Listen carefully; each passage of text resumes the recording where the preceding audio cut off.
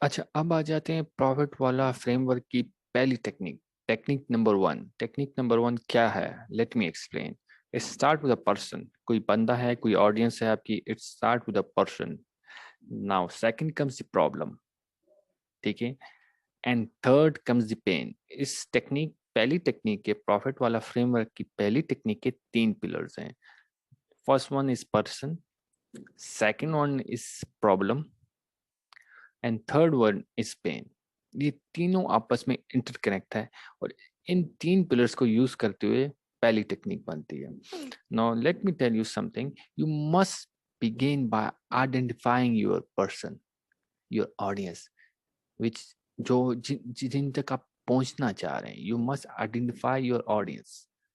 फिर आपने उसके बाद क्या करना है? यू मस्ट अंडरस्टैंड प्रॉब्लम जो कि आप उनका सॉल्व करेंगे। एंड फिर तीसरी चीज, and the pain that cause the problem. ठीक है, गौर से सुने। क्या है? आपने आइडेंटिफाई करना है पर्सन को, लोगों को, अपनी ऑडियंस को, जो जिसको आप रीच करें, जिसको आप एड्रेस करेंगे। आपको फिर उसके बाद उनकी प्रॉब्लम को अंडरस्टैंड करना है जो कि आपने सॉल्व करनी है। और फिर जो पेन काज हो रहा है, जो प्रॉब्लम जो है पेन काज हो रहा है प्रॉब्लम की वजह से, उसको आपने जो है ना आइडेंटिफाई करना, सॉल्व करना है फिर। अच्छा, इसमें एक एक सिंपल ट्रिक है, this simplest and most effective way to, ठीक है, सिंपलेस्ट आसान तरीका है कि आपने किसी के प्रॉब्लम को is you must define the person your audience problem in great deal. यानी डिटेल से आप अपने जो है अपने ऑडियंस के, अपने कस्टमर के प्रॉब्लम को एक्सप्लेन करें। This is the most effective वे। ये इफेक्टिव वे है, ठीक है। एक साइकोलॉजिकल प्रिंसिपल है जो कि मार्केट में प्रूवन है।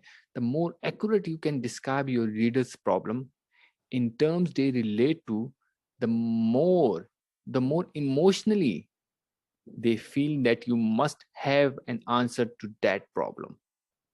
ठीक है, अब इस साइकोलॉजिकल प्रिंसिपल को मैं अगेन रिपीट करूंगा जो कि प्रूवन है मार्केट में ये प्रूवन हो चुका है। गौर से सुने। The more accurate you can describe your reader problems in terms they relate to. मैं इसको एक्सप्लेन करूंगा आपके लिए। The more accurate you describe your reader problem in terms they relate to, यानी जितने एक्यूरेटली, प्रिसाइजली आप अपनी ऑडियंस के प्रॉब्लम को सॉल्व ढूंढते हैं, ठीक है, या बल्कि उसको डिस्क्राइब करते हैं जिस तरह वो रिलेट कर रहे होते हैं, तो इतना ही वो इमोशनल फील होते हैं that you must have answer to their problem.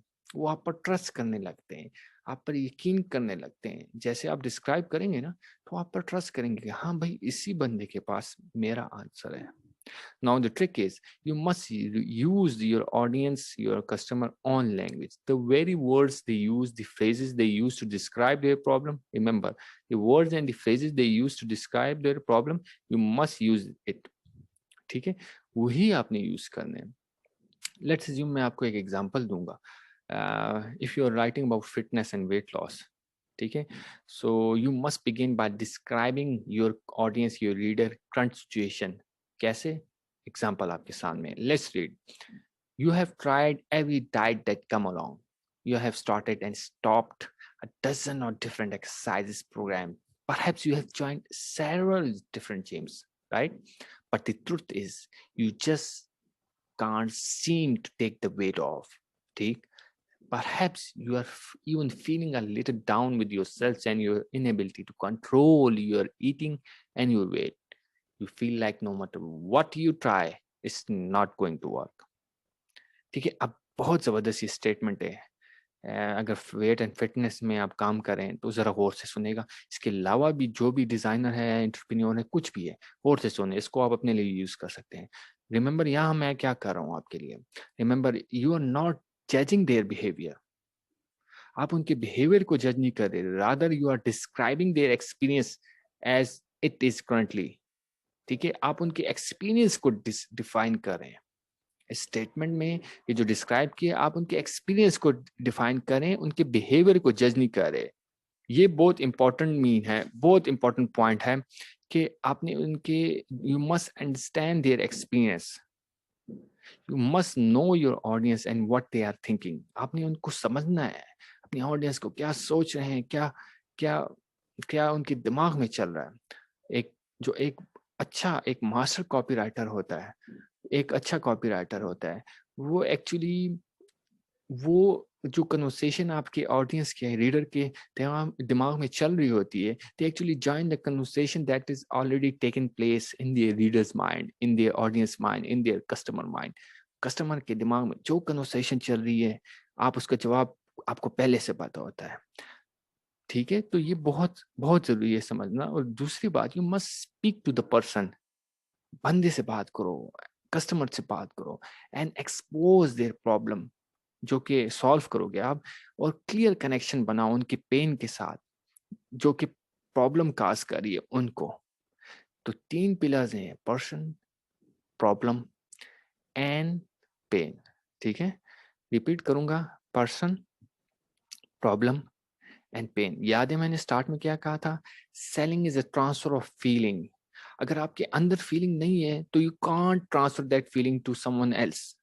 तो इसलिए मैंने यही इवेंट में बोला था, याद होगा, जो कि इवेंट में आए और जो लोग अभी रिकॉर्डिंग को ऑन किया है और उन्होंने इन्वेस्ट किया इस जबरदस्त चीज में, रिकॉर्डिंग में 5000, वो यही उस रिकॉर्डिंग में देखेंगे कि you must have a feeling for your product, a value for your product, for your self. यानी आपके अपने अपने अपने अंदर आपकी वैल्यू की एक, अपनी प्रोडक्ट की एक रिस्पेक्ट, अपने प्रोडक्ट पर यकीन होना चाहिए। और फिर वही यकीन जो आप दूसरे अपने कस्टमर में ट्रांसफर करते हो, तो then they buy your product. ठीक है, अब बात आती है कि यू मस्ट एम्फसिस। ठीक है, आपने जोर देना है, फोकस रखना है अपने रीडर की फीलिंग्स पर। उनकी क्या फीलिंग्स है, उनकी क्या फीलिंग्स डेवलप होती हैं, और डेवलप होके वो एक एक्साइटमेंट में ट्रांसफॉर्म हो जाती हैं। और आपने जानना है कि कैसे उनकी फीलिंग को, उनकी एक्साइटमेंट्स को, जो कि उनके प्रॉब्लम को सॉल्व ना करने की वजह से दिन ब दिन बढ़ रही होती हैं, कैसे आपने सॉल्व करना है। ठीक है, और इसी पेन को you need to turn up the volume of that pen.